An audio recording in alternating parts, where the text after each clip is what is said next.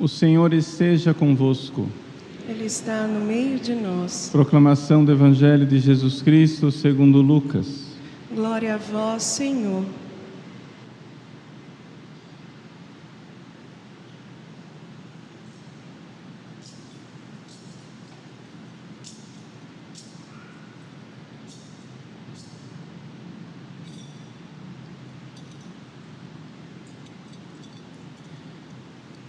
Naquele tempo, Jesus contou uma parábola aos discípulos. Pode um cego guiar outro cego? Não cairão os dois num buraco? Um discípulo não é maior do que o mestre. Todo discípulo bem formado será como o mestre. Por que vês tu o cisco no olho do teu irmão e não percebes a trave que há no teu próprio olho? Como podes dizer a teu irmão: irmão, deixa-me tirar o cisco do teu olho, quando tu não vês a trave no teu próprio olho? Hipócrita, tira primeiro a trave do teu olho e então poderás enxergar bem para tirar o cisco do olho do teu irmão. Não existe árvore boa que dê frutos ruins, nem árvore ruim que dê frutos bons. Toda árvore boa é reconhecida pelos seus frutos. Não se colhem figos de espinheiros, nem uvas de plantas espinhosas. O homem bom tira coisas boas do bom tesouro do seu coração, mas o homem mau tira coisas más do seu mau tesouro, pois sua boca fala do que o coração está cheio. Palavra da salvação. Glória a vós, Senhor.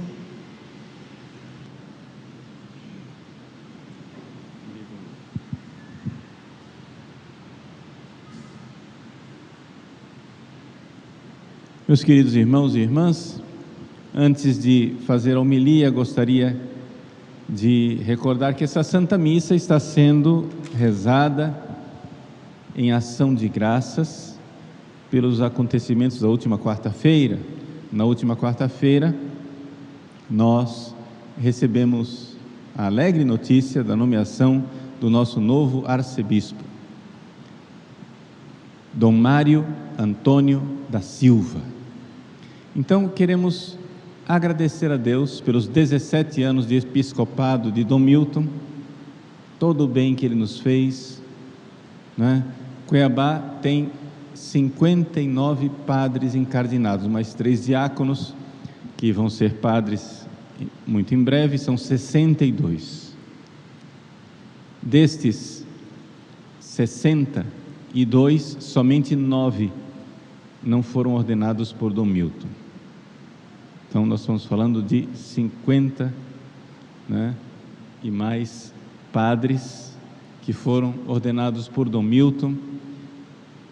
Tivemos o sínodo arquidiocesano, tantos acontecimentos durante esses 17 anos que a gente só pode dar graças a Deus e agradecer pelo frutuoso episcopado do nosso arcebispo agora emérito, Dom Milton Antônio dos Santos, e receber com alegria a nomeação de Dom Mário.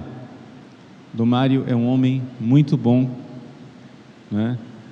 O sentimento geral dos padres da nossa arquidiocese com a nomeação de Dom Mário é de muita alegria, né? Os contatos que nós já tivemos, os vários padres, o próprio Dom Milton por telefone com ele, os preparativos da sua vinda próxima para tomar posse da arquidiocese, tem sido tudo muito tranquilo, com muita alegria, com muita gratidão. Estamos recebendo o Dom Mário realmente de coração aberto. Eu pediria a vocês que não dessem ouvidos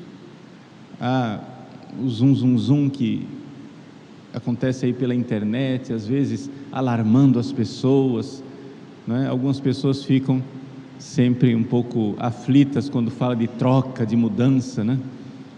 Mas conhecimento que nós temos de Dom Mário e aquilo que é a nossa arquidiocese, né? Tudo isso mostra que haverá uma transição muito benéfica e que nós iremos viver, né, momentos verdadeiramente da graça de Deus, que que Dom Mário é um grande presente de Deus para nós.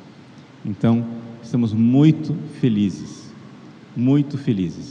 poderia dizer até mesmo entusiasmados com a nomeação de Dom Mário, e isso é do fundo do coração.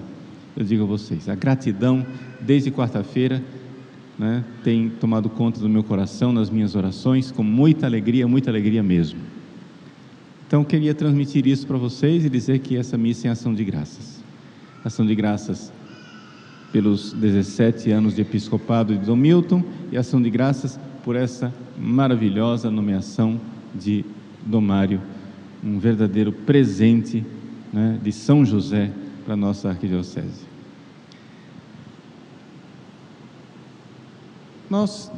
No Evangelho de hoje, nos coloca diante do fato de que o homem mau tira coisas más do seu coração, e o homem bom tira coisas boas do seu coração.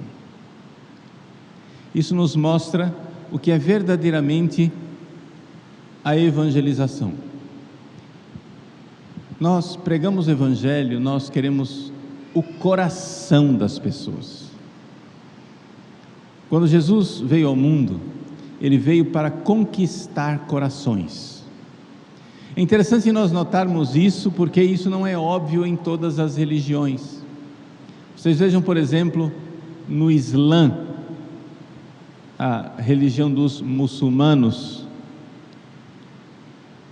O Islã não tem em vista o coração das pessoas.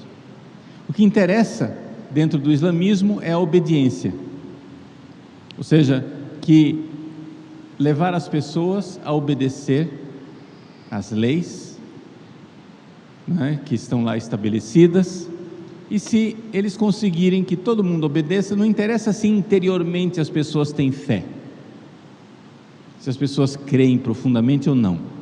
O que interessa é impor desde fora uma obediência, impor de fora para dentro uma obediência, mesmo que isso seja na base de armas, na base de ameaças, de leis, de violências, de punições, de castigos.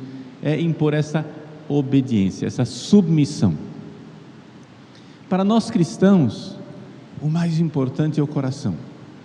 O mais importante é se o nosso coração está verdadeiramente convertido, de tal forma que nós, e isso é uma característica própria do cristianismo, nós falamos de hipocrisia, porque o próprio Jesus falava de hipocrisia. Nesse evangelho de hoje, ele chama de hipócrita. E por que aqui o que é hipocrisia? Hipocrisia é quando você tem um comportamento externo que não condiz com o seu coração. Aquele comportamento não brota de uma conversão interior, de uma conversão verdadeira, de uma conversão íntima. Ou seja, é próprio de Satanás, é próprio do diabo ter uma língua bifurcada. O diabo tem uma língua bifurcada porque ele diz uma coisa para um, depois de uma coisa para outro. Ele é hipócrita, ele é mentiroso, ele é o pai da mentira. Ou seja, externamente uma coisa e por dentro outra coisa. Por fora, bela viola, por dentro, pão bolorento, né? Essa divisão, essa realidade que é dilacerante. Vejam, gente, ninguém aguenta viver duas vidas. É uma coisa muito destruidora, é autodestruidora. Viver duas vidas é um negócio que é horroroso, né? Você ser de um jeito na igreja, no altar, no seu dia a dia em público, e ser outra pessoa na sua intimidade, ser outra pessoa no seu coração. Isso é horroroso. Isso divide a pessoa e destrói a pessoa. Nós somos chamados a fazer essa união, essa unidade interior. E como é que a gente faz essa unidade interior?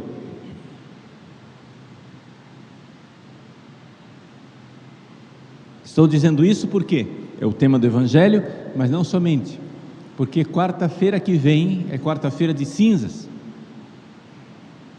e nós vamos iniciar o nosso caminho quaresmal, que é um caminho de conversão, é um caminho exatamente para fazer isso que nós estamos aqui colocando no Evangelho, esse caminho de integração interior, de mudança do coração, de mudança interna, mudança do coração.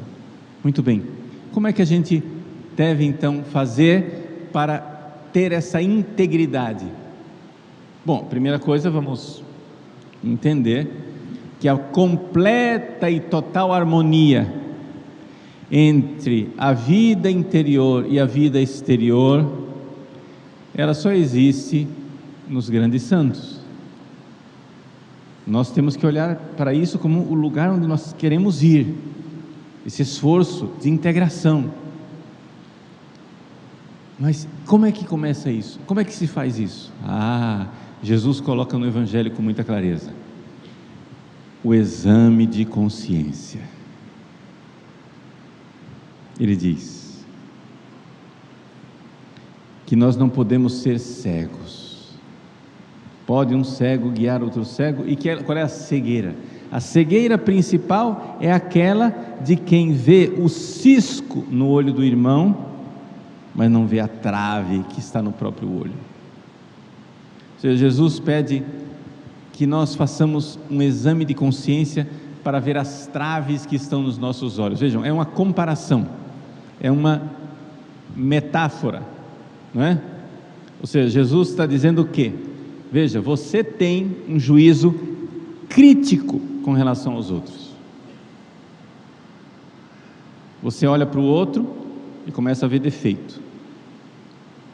E só começa a fazer uma listinha de defeitos. Você olha para o outro e você diz: está vendo tal coisa, tal defeito, tal defeito, tal defeito. Então, para fazer uma lista de defeitos dos outros, você é capaz de ver até os mínimos detalhes, o cisco no olho. Por que Jesus usa a palavra cisco?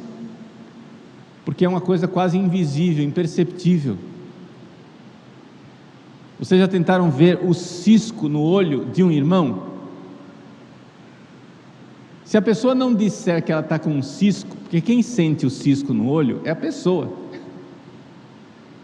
Se a pessoa não disser: escuta, caiu um cisco aqui no meu olho, vê aqui para mim, dá uma olhada. Você olha e não vê nada. Aí você investiga, estou vendo aqui, peraí, e tira.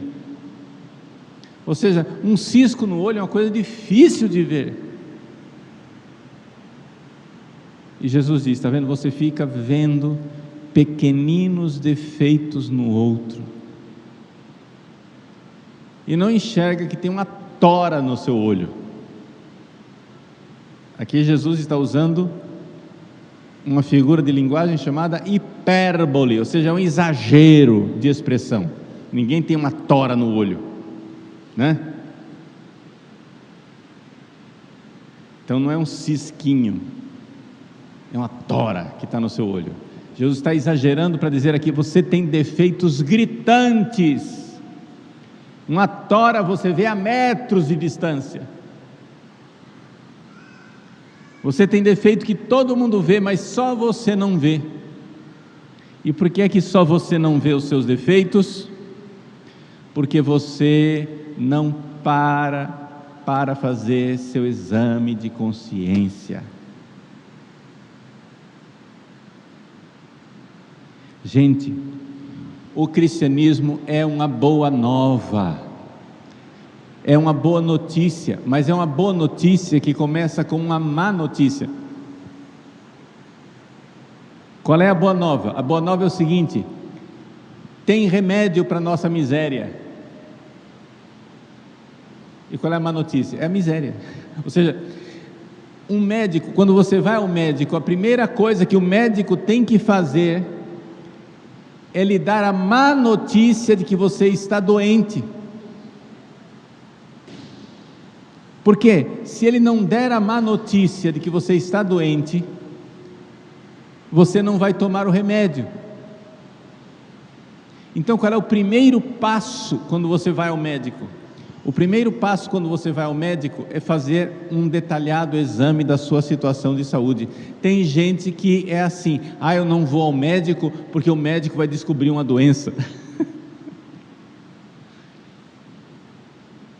Mas isso é loucura. Veja, o médico vai descobrir a doença e você vai fazer o tratamento, se ele existir. Não, eu prefiro o conforto da negação, o conforto de não saber de minha miséria, o conforto de não saber da minha doença. Mesmo que eu esteja morrendo, eu quero esse conforto, né, interior, de não ficar tenso, de não ficar preocupado com a minha saúde. Eu prefiro a ignorância beata e feliz de quem está morrendo, do que a preocupação angustiante, né, e nervosa de quem sabe que está em tratamento. Gente, o Evangelho é salvação, mas é salvação para pessoas que sabem que estão perdidas. Então, para anunciar a boa nova do Cristo Salvador, a primeira mensagem que a gente precisa dar é o seguinte: você está no caminho do inferno. Esse é o problema. Esta notícia é dolorosa. Você vai ao médico e o médico diz para você: olha, você tem uma doença grave. Ai, não fala isso, doutor. Mas calma, tem tratamento. Só que tem que tratar, senão você morre. A doença é séria, a doença é grave, a doença é verdadeiramente importante, mas ela tem um tratamento. A ciência já descobriu um tratamento para ela. Então eu preciso te dar esse choque de que você está mal. Eu preciso dar esse choque de que você tem problema. E as pessoas não querem esse choque. As pessoas querem dar de ombros para o pecado. Gente, Deus que é bom, Deus que é misericórdia e bondade, veio nos dizer que nós estamos precipitando no abismo do inferno. Está todo mundo preocupado com a possível terceira guerra mundial que pode eclodir com a invasão da Rússia à Ucrânia. Rezemos pela paz. Rezemos, façamos penitência verdadeiramente pela paz no mundo. Nossa Senhora disse em Fátima que tudo isso pode ser evitado se nós fizermos penitência, se a humanidade mudar, se a humanidade se converter. Rezemos e façamos penitência pela paz. Nossa Senhora em Fátima mandou o anjo da paz. Nossa Senhora falou da conversão e que se nós não nos convertêssemos viria guerra, viria destruição. Rezemos pela paz. Só que acontece o seguinte: a verdadeira preocupação, a mais importante preocupação, não é tanto a guerra, mas é o inferno. Eu esses dias fiz no meu site um curso de férias, cartas de um diabo ao seu aprendiz. Essas cartas foram escritas por um autor inglês durante a Segunda Guerra Mundial, em 1941, C.S. Lewis. É uma série de cartas que foram publicadas no jornal Semana. Todas as sextas-feiras ele publicava uma carta onde um diabo mais experiente ensinava, para o demôniozinho, aprendiz, como levar uma alma para o inferno. E numa das cartas, o diabo mais experiente diz assim para o diabo jovenzinho: você está entusiasmado com a guerra, tudo bem, a gente se diverte um pouco de ver a guerra, de ver os seres humanos se matarem, toda a destruição, morte, caos, sofrimento, etc. Mas isso é uma cachaça, não dê bola para isso. O que verdadeiramente importa é se eles vão terminar no inferno ou não. Isso é que é a verdadeira batalha. A verdadeira guerra, ela já está acontecendo há séculos. A verdadeira guerra, que já está acontecendo há séculos, está dizendo o seguinte: sua alma está em perigo, existem legiões e legiões de demônios lutando para levar sua alma para o inferno. Essa é a única que importa. Gente, eu não desejo uma terceira guerra mundial, estou rezando pela paz no mundo, mas deixa eu dizer, uma guerra atômica que destrua o planeta é uma trivialidade, uma bobagem, diante do verdadeiro drama de nós nunca vermos a Deus. Esse é o verdadeiro drama. Por que esse mundo exploda? É triste, porque Deus não fez esse mundo para explodir. Deus quer que nós vivamos em paz. Deus quer que esse mundo viva em harmonia. Mas nós sabemos que esse mundo irá passar. Esse mundo não é eterno. Então, se ele explode, não é? Já ia passar mesmo. Mas o problema é se ele explode por causa de nossos pecados, de nossas desordens, de nossas desgraças, e nós não passaremos. É importante você lembrar disso. Esse mundo irá passar, mas você é eterno. Essa igreja aqui, ela não é eterna. Isso aqui vai acabar. O banco onde você está sentado não é eterno, vai acabar. Tudo que você vê, que você toca, que você sente, tudo isso vai acabar, mas você não vai acabar. Você é eterno, você é para sempre.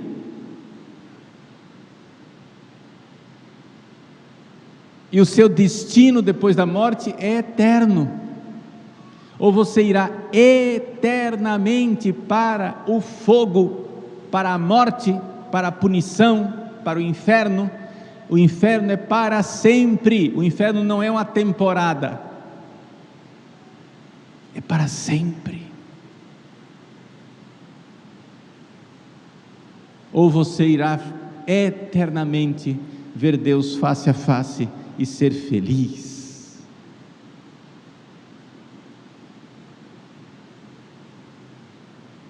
Isto é eterno.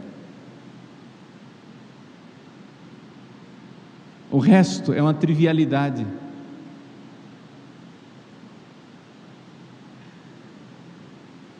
Lutemos, rezemos, façamos de tudo pela paz mundial, mas façamos muito mais pela salvação de nossas almas.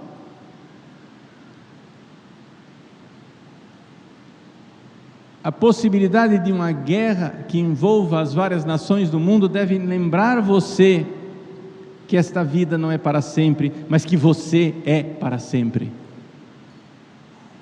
E que os seus pecados cometidos agora, nesse mundo, irão determinar o seu destino eterno.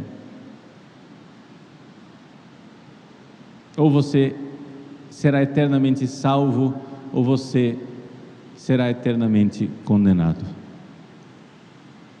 Nosso Senhor Jesus Cristo é Salvador, porque a humanidade precisa de salvação.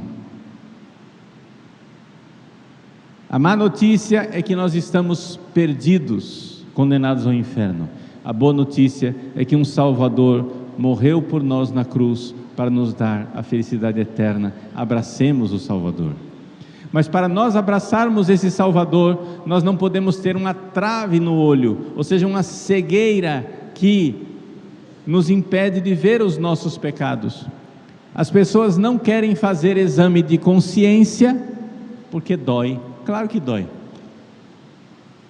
Exame de consciência dói. Quando eu era adolescente, faz tempo, tá? Só para lembrar que eu tenho DNA, data de nascimento antiga. O nosso novo arcebispo, Dom Mário, é somente 1 ano mais velho do que eu. Nós somos da mesma fornada de padres. Eu fui ordenado padre com 6 meses de diferença. Ele foi ordenado em dezembro, eu fui ordenado em junho. Então, só para dizer que faz tempo. Quando eu era adolescente, faz tempo, tinha uma música que a pessoa começava repetindo um refrãozinho assim, irritante, repetitivo. Não posso parar, se eu paro eu penso, eu choro. Não posso parar, se eu paro eu penso, eu choro. Não posso parar, se eu paro eu penso, eu choro. Exatamente o exame de consciência. Não posso parar para fazer meu exame de consciência, porque se eu parar para fazer meu exame de consciência, eu vou pensar nos meus pecados, nas minhas misérias, na minha desgraça, e se eu pensar, eu choro. Mas meu querido, minha querida, são lágrimas de salvação. Pare, pense e chore. Nós iremos na próxima quarta-feira colocar cinzas em nossas cabeças, exatamente para dizer, vamos fazer penitência, vamos pensar. A cinza, memento homo, lembra-te, ó ser humano, pulvis es, tu és pó, et in pulverem reverteris, irás retornar ao pó. Ou seja, esta vida vai virar pó, só que a sua alma não vai virar pó. A sua alma é eterna. É essa vida aqui que vira pó. É a alegria do carnaval que vira pó, mas a alegria do céu, a felicidade do céu é eterna. E a miséria do inferno também é eterna. E para evitar a miséria do inferno e abraçar a salvação do céu, o que é que nós precisamos fazer?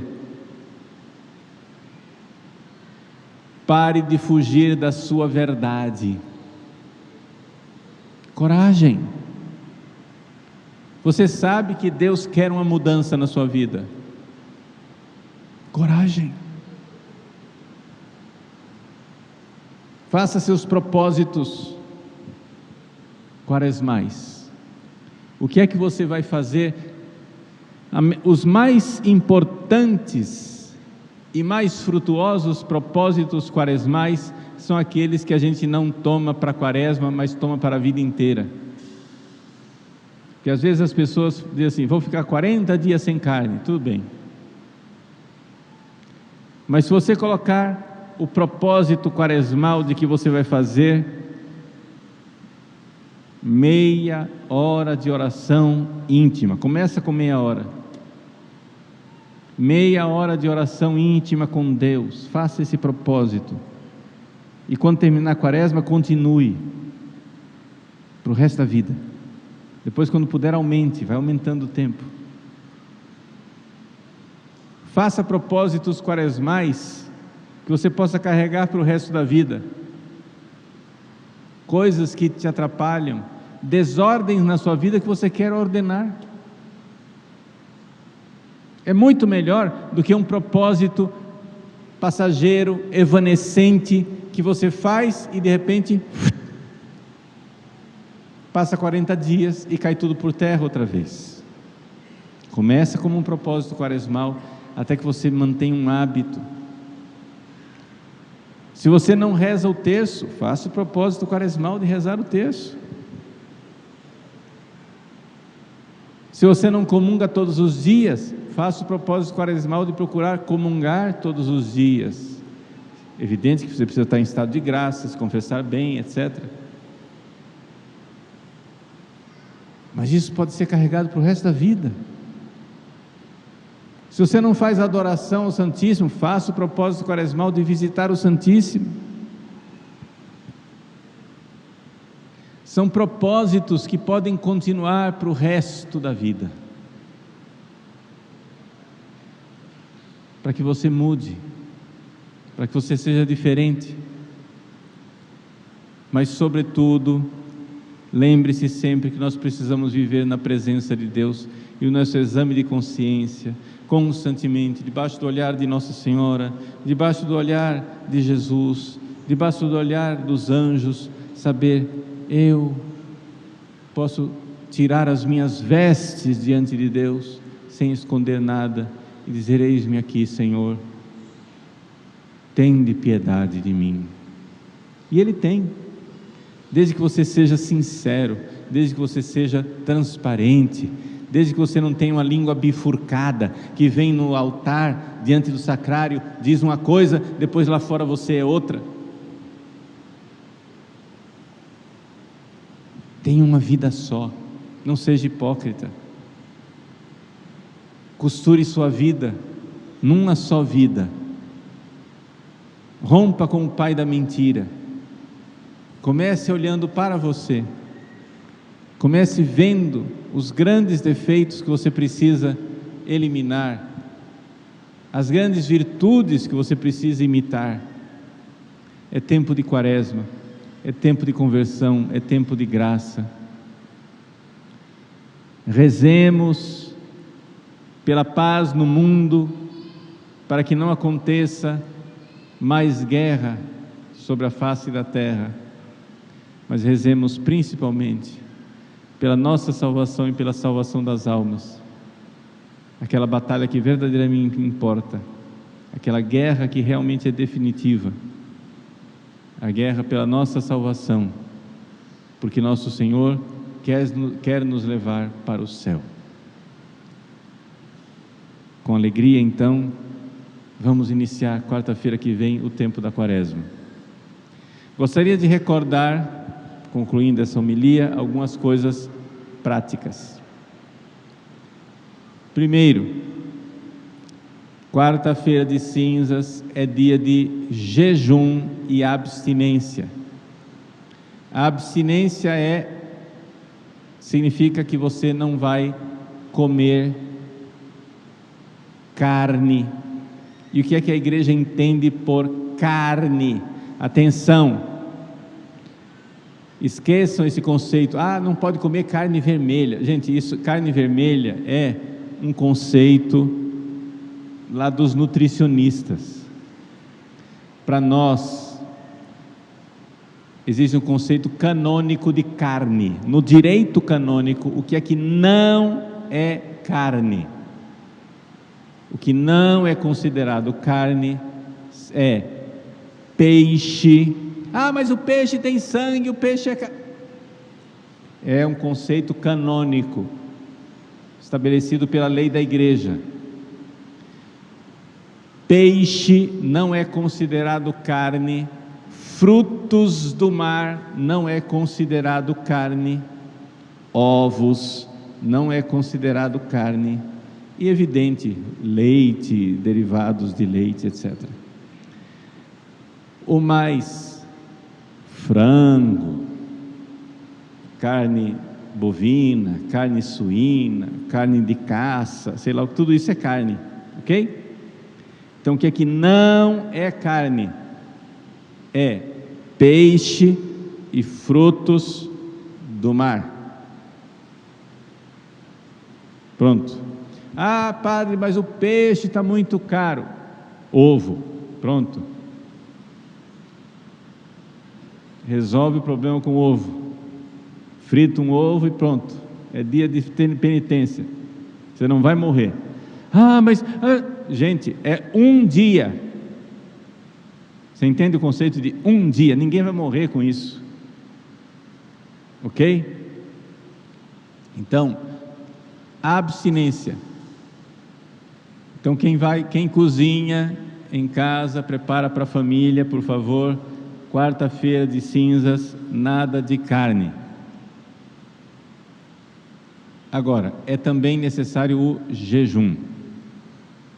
Então, o jejum para aqueles que são maior de idade, né, que não tem nenhum problema de saúde. Se você está com problema de saúde, você está dispensado do jejum, né? Por exemplo, se a pessoa precisa de uma dieta especial, sei lá, diabetes, está dispensado do jejum. Ou se é uma mulher grávida, gestante, está dispensada do jejum, tá? E os idosos também dispensados do jejum. Então se você é maior de idade e não tem nenhum desses problemas, porque é idoso ou porque está com alguma doença, alguma situação especial, é necessário fazer o jejum na próxima quarta-feira. E em que consiste esse jejum? É muito simples, é um jejum canônico. Jejum canônico é um jejum muito simples, significa o seguinte: uma refeição, você escolhe qual vai ser essa refeição durante o dia, geralmente ela é o almoço, mas tem gente que prefere o jantar, né? Uma refeição, uma única refeição até a saciedade, tá? Você come até sentir que está satisfeito. Uma refeição até a saciedade. E as outras duas refeições, o café da manhã e o jantar, ou seja, qual forem as outras duas refeições, você fazer uma refeição bem reduzida. Ou seja, é simplesmente uma coisinha de nada, só para enganar, né? Bem pouco. Então, e é evidente, nada de lanches, etc. Então esse é o jejum canônico. O jejum canônico é uma refeição até a saciedade e outros 2 momentos para comer alguma coisinha. Se sentir dor de cabeça, aguenta. Se sentir um pouquinho de fraqueza, aguenta. Tá bom? Mas é o que nós iremos fazer na próxima quarta-feira de cinzas. Tá joia? Então, quarta-feira de cinzas é, além da sexta-feira santa, são os 2 únicos dias do ano que nós precisamos fazer jejum e abstinência. Vamos então preparar essa quarta-feira de cinzas. Já para dar notícia, nós iremos avisar no final também que teremos aqui missa na matriz da nossa paróquia, como de costume, às 6 horas da manhã, mas também à noite haverá missa na quadra, porque cabe mais gente, tem mais espaço, né? E distanciamento social, etc, etc. À noite na quadra, às 19 horas. Tá bom? Então essas são as 2 possibilidades. Recordando que quarta-feira de cinzas tem missa, mas não é dia santo de guarda. Ok?